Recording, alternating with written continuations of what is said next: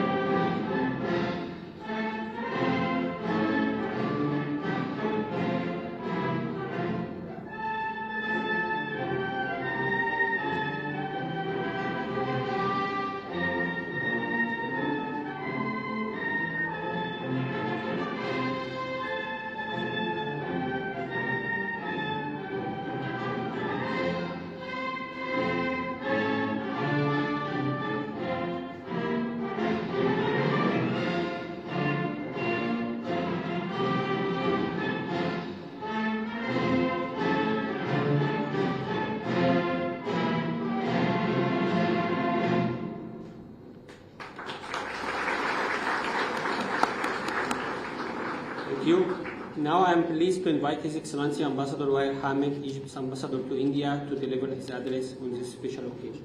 Excellency.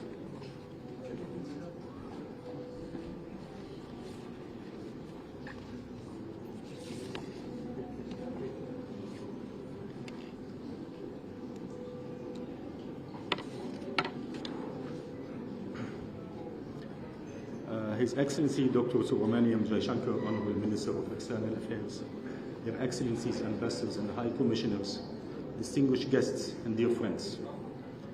We are incredibly privileged to have the Honorable Minister of External Affairs as our chief guest today.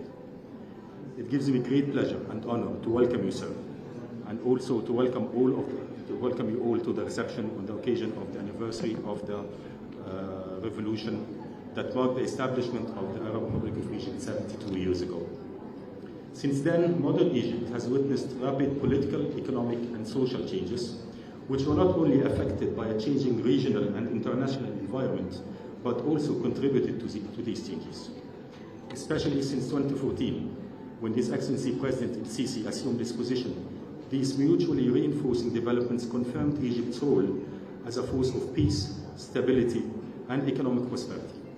And despite the very turbulent environment in the Middle East, my country's resolve to bring about peace and stability in the region is unshaking and unwavering. Specifically in Gaza, the situation is heartbreaking, and we watch daily on our TV screens a brutal war on civilians that has no precedent in our civilized world. While we condemn all forms of terrorism, including state-sponsored terrorism, this should not become the new normal for the Palestinian people. The numbers of the killed and the wounded is not just a number. It is people with flesh and blood, with families and loved ones, and with legitimate dreams and aspirations. These people have the right to create their own states where they live securely and in a dignified way next to their equally secure and dignified neighbors. Egypt's efforts are continuous and relentless in mediating, along with its partners, between the relevant parties in this human catastrophe. This will remain a central pillar in our foreign policy until the day peace, security, and economic prosperity prevail in our region. Beyond its immediate neighborhoods, Egypt is strongly reaching out with welcoming hands to friendly countries across the world, and specifically to India, which has always been a cradle of civilization, as Egypt has since the beginning of time. In the modern world, our diplomatic relations go back 77 years, even before the 1952 revolution in Egypt, which we are celebrating today. We proudly share many elements in our value system and worldviews, and these make a solid foundation for our affinity and mutual respect. Also, our economic aspirations and development priorities are identical and provide a solid basis for understanding and engagement between our people. Distinguished guests and dear friends, it is indeed very easy to indulge for hours in speaking about relations between Egypt and India, but I will try to keep it simple and short.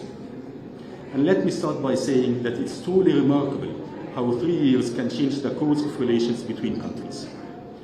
Until 3 years ago, the Egyptian ambassadors in New Delhi would highlight the non-aligned movement and the friendship between President Nasser and Prime Minister Nehru, and boast about the summits in Bandung 1955, Cairo 1957, and Belgrade 1961. While these landmarks and historic leaders remain important today, I am proud to say that we have started a new significant phase in our relationship, a phase that brings together both countries in a new context, based on shared visions of His Excellency President El-Sisi and Honorable Prime Minister Narendra Modi, a phase that will always refer to the year 2023 as one of historic significance. The year started with President El-Sisi's visits to Delhi as chief guest in India's Republic Day, His Excellency thus being the first Egyptian president to be given such privilege. And 5 months later, Honorable Prime Minister Modi visited Egypt, the first visit on such level in 27 years. And it was crowned by the signing of the agreement on strategic cooperation between both countries. Both visits were major milestones on the bilateral level, but additionally, Egypt's international role was recognized by the invitation extended by the Indian presidency of the G20 to participate as a guest country. The attendance of President El-Sisi in the G20 summit in New Delhi in September 2023 was significant on the multilateral level, as it clearly demonstrated our shared interests and united voice in matters related to global geo-economic and development issues. The year 2023 also witnessed a number of ministerial and sub-ministerial visits from Egypt to every corner of India. This had a significant impact on the depth and breadth of our strategic cooperation, bilaterally as well as in the context of making the voice of the Global South heard loud and clear. Today, and after 3 years of unrelenting and continuous efforts, we stand at the apex of our relations. Trade is approaching a total volume of $8 billion US, and both sides have agreed that there are realistic opportunities to reach $12 billion US over the coming few years. This comes as no surprise, as the Suez Canal is on the natural waterway from India to the important markets in Europe and the Middle East. And Egyptian ports have also seen rapid upgradings in capacities and services. At the same time, Indian investments in Egypt have increased to $3.5 billion US, and the conclusion of a number of agreements is expected to take them close to $20 billion US in the near future. And I'm happy to see that some of the future investors in Egypt are among us here today in this event. Our militaries have also seen numerous joint drills and protocols, and several opportunities of joint production have been identified. Think tanks and universities in both countries have reached out to each other and are working on intensifying their exchange and collaboration. Areas of cooperation have widened to include agricultural cooperation and food security, green energy and climate change, exchange of experience in key social and economic issues, science and technology, in addition to tourism and cultural cooperation. In short, ladies and gentlemen, the efforts made over the past 3 years are steadily adding vibrant life to the framework provided by the Agreement on Strategic Cooperation. And relations between both countries stand at a significantly better place today than ever before. And of course, this would not have been possible if it wasn't for the close guidance and direct involvement and enthusiasm of His Excellency Minister Jaishankar. Honorable Minister, thank you very much for everything that you have done for these relations, for supervising and having a clear vision for how we should go about this. your daily support to the embassy's missions and to our relationship has been very instrumental to our success. Thank you very much.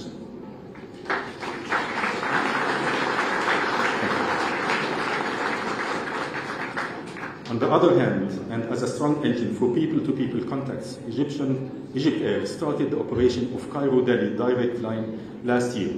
And tonight, Mr. Amr Ali, the manager of Egypt Air in Delhi, will give out 4 return tickets for the lucky winners in the tournament. Distinguished guests and dear friends, to achieve all of the above, I have found incredible support and advice from all my colleagues at the Embassy. And therefore, I would like to recognize those who will be leaving India shortly. And I would like to start with Mr. Sharif Al-Ghammal, the Deputy Chief of Mission. Mr. Al-Ghammal is one of the most seasoned and professional diplomats in our foreign service. And he has been instrumental to the Embassy's work and achievement. Soha and I wish him and his wife Zainab a very successful future. Replacing Mr. Al-Ghammal will be Ms. Dalia Tantawi. Here she is, whose previous experiences will undoubtedly enrich the Embassy's work to the benefit of both Egypt and India, and I wish her all the best in her tenure. Second, Mr. Hisham Saeed. I hope he can hear me now. But anyway, Mr. Hisham Saeed, along with his wife, were pillars of dependability and efficiency in the Embassy.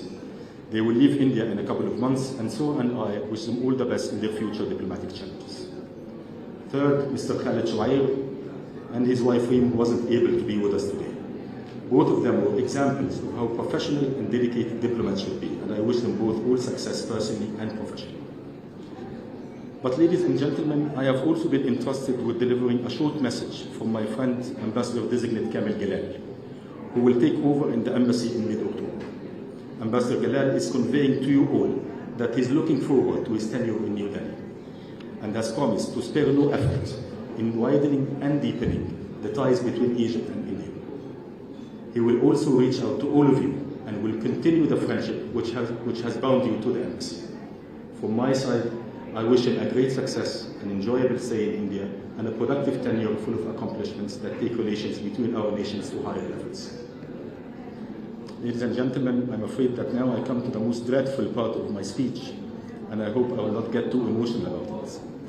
I think it is time for my wife Soha and I to take our leave from this amazingly rich and colorful country that has left a deep impact and an everlasting fingerprint in our hearts. We were professionally honored to have the opportunity to represent our country in India. And we will go home with a great sense of achievement and a treasure of many amazing friends and wonderful memories. But in Egypt, we say that if you drink from the waters of the Nile once, you will definitely come back. India is no different. If you're exposed to its beauty once, you will definitely come back. Therefore, for Soha and myself, this is not a closure with India. It is rather the opening of a new chapter of friendship, but from another continent and across thousands of miles. Thank you very much.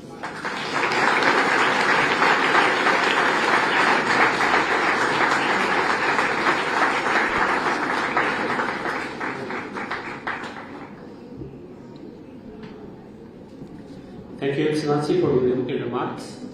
And now I have the high privilege and the distinct honor of inviting our chief guest, His Excellency Dr. Subramaniam Jaishankar, Honorable Minister of External Affairs of India, to present his remarks.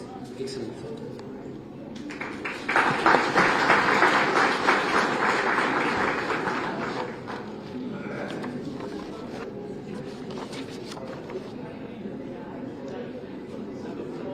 Ambassador Wael Hamid and Mrs. Soha Hamid, Excellencies, dear friends, it's a real pleasure for me to join you all at the National Day celebrations of Egypt, an important and valued strategic partner. I convey our best wishes to the government and people of Egypt on this occasion. All of you would be aware that the long-standing relationship between our two countries has intensified in recent years. We had the honor of hosting President Sisi as the chief guest of our Republic Day in 2023. Within a few months, Prime Minister Narendra Modi visited Egypt that June, and the relationship was elevated to the strategic level. And indeed, in substance, activities and enthusiasm, we are both living up to the new nomenclature. Our economic cooperation has been steadily diversifying, with both sides seeking new opportunities for mutual benefit. More than 50 Indian companies have already invested in various sectors of the Egyptian economy, with pharmaceuticals, electronics, and green energy being focus sectors. Our IT industry too has been establishing partnerships that we hope to see grow in the times ahead. Egypt has also opened up as a market for our agro exports, notably that of wheat. Our defense collaboration has also grown in this very period. Since 2021, our air forces have held regular exercises bilaterally as well as in a larger format. Our special forces too are conducting their own exercises, most recently in January of this year. There are frequent and regular visits to Egyptian ports of Indian naval ships, and our defense industries are refreshing an old tradition through new activities and collaboration. Friends, as two old civilizations, it is natural that our cultural cooperation occupies a prominent place in the relationship. We are cognizant that yoga is enormously popular in Egypt. Prime Minister Modi himself referred to it during his yoga address on the last International Day of Yoga. There is an interest as well in learning Indian languages, and interactions between our universities remain strong. When it comes to world affairs, Indian and Egyptian diplomats have a long tradition of working closely, and I was just discussing that with Ambassador as we came in. We appreciated that Egypt participated in the G20 during the Indian presidency. India also strongly supported Egypt's membership of the BRICS.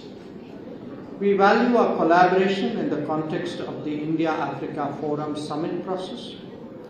I should add that I personally enjoyed a very warm and comfortable working relationship with my then counterpart, Minister Sameh Shukri. I look forward to establishing the same with his successor. Ladies and gentlemen, you can see from these examples the depth and intensity of our relationship. Ambassador, your tenure has certainly witnessed a discernible upswing. You can be rightly proud of your contribution to our ties. On this notable occasion, let me reiterate my government's commitment to take our strategic partnership forward. Once again, my best wishes to the people and government of Egypt. Thank you.